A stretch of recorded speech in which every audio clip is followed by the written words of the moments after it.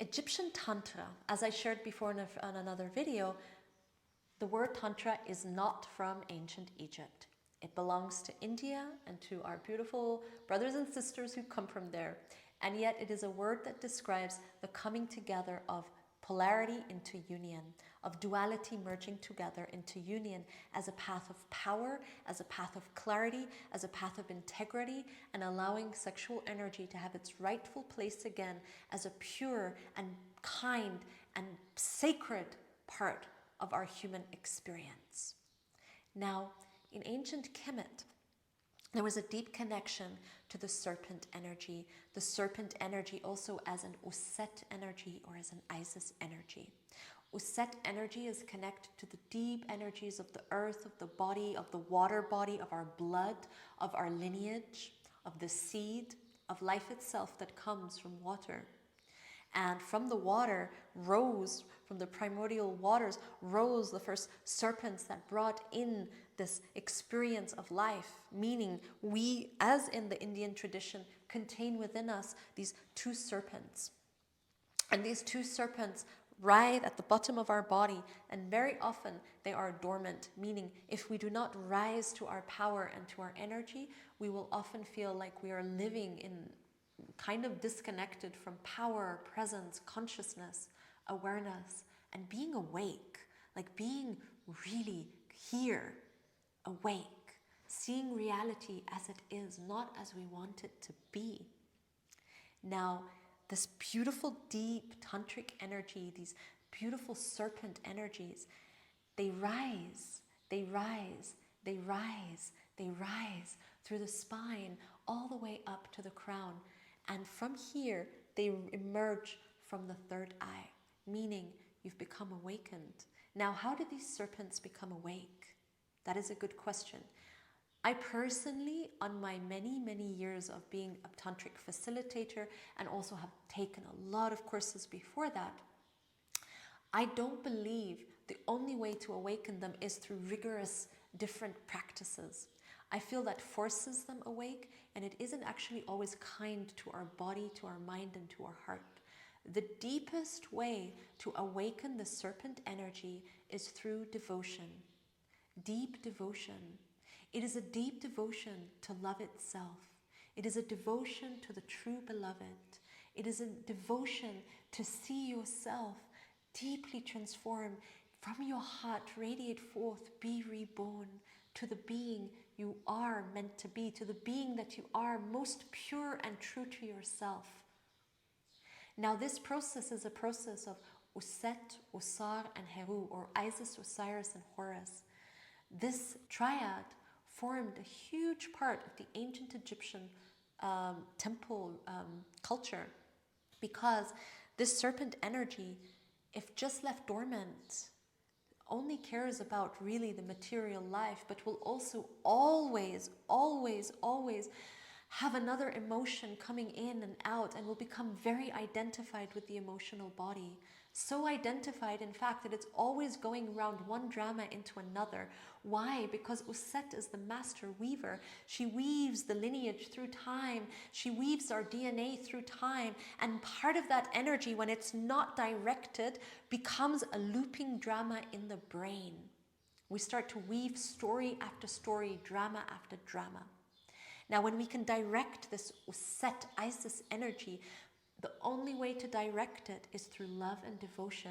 When you really want to, with all your heart, decide to awaken to your true self, to resurrect Usar, Osiris, to bring together the scattered pieces of yourself, when that happens, the journey of awakening and tantric awakening really begins. You're not polarized anymore. You're clear. I'm here, and I'm here for love. I'm here for this journey with all my heart, to remember who I truly am and what my true gift is. So in this devotion, there's a journey, and there's a journey to bringing back his parts. And I have an online course that is really deep, that goes for about 14 hours into this process. It's a long process.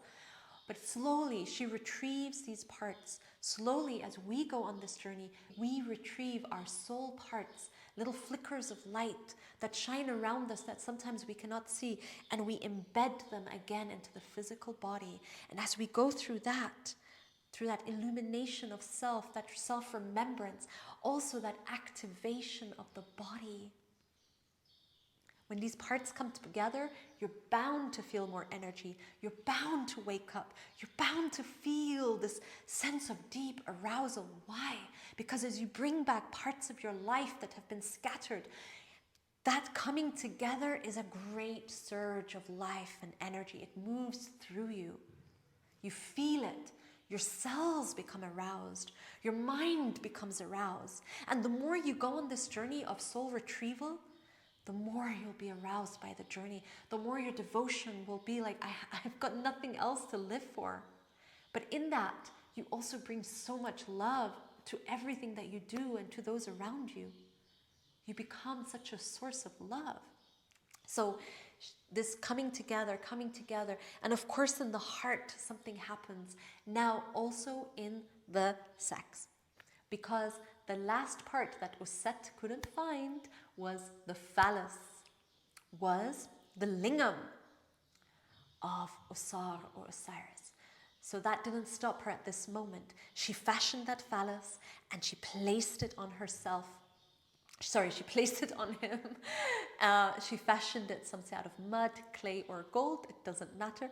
And then she sat on him as she placed his body parts back together and rode him back to life. She resurrected again the power of the spine. Now, this part is very important because as we go on this journey of awakening and soul retrieval, and we remember who we are, and we're in our devotion, we're in our practice, we're in our ritual, it is the lingam. It is the final part of union of lingam and yoni together, womb and phallus, that come together to seed the soul awakened. And in that, she rides him and she conceives. Now, Usar in this part has to go back down into the underworld as Seth comes again and tries to destroy him, and he goes back down into the underworld. And he never sees her again. Now, this is a very sad part of the story. There's quite a few sad parts of the story, is that she really starts to feel the pain of loss of the beloved. Now, some part of you, if you're really deep on the tantric path, you will feel some little ache inside that says, I miss, I long for, I yearn for, I want. That is the seed of your deep, beautiful sexual flowering, the longing for something so true, so real, so powerful. It will vibrate through your womb, through your seed, and that beautiful sacred power gives rise to some of the most beautiful encounters with yourself, with your own erotic self, or with another. And this erotic self, I spent most of my 20s in deep celibacy because my erotic encounter was with the divine, was with Usar. I didn't care about the world. I didn't care about men or women. I only cared about the divine. And it was a beautiful, long journey of finding those parts and pieces. But the last final part had to be a sexual awakening. And it came not just by having sex with anyone else, but by me really riding my own sexual power with less shame, less guilt, and less fear, and owning it so that this beautiful serpent energy of Uset can rise. And in a way, our winged soul can rise too. And we can truly rise in our power and our innocence and give birth to our inner sun, our inner soul, with wings out into the world. Shine our gift. Tantra or Egyptian Tantra has a tremendous gift to restore us back to purity and innocence and dissolve the perversion and the distortion around sexuality that we have in this world. And it is tragic to my heart to see how it has been made into something so impure when in fact it is one of the purest things we have. It is life force energy. It gave rise to everything. We're born from it, we die into it. And when we receive it and respect it and welcome it back into our lives, it can give us such a tremendous gift. the power to see, the power to transform, the power to manifest, and above all, the deepest power to love, to truly love. So thank you for listening. If you've made it this far, I really appreciate it. Please write anything that you've been inspired by, share anything in the comments, like it if you've liked it, subscribe if you want more, and if you really want to go much deeper, please stay tuned for the Egyptian Tantra online course that is coming on Bliss School. Sending you so much love. Bye-bye.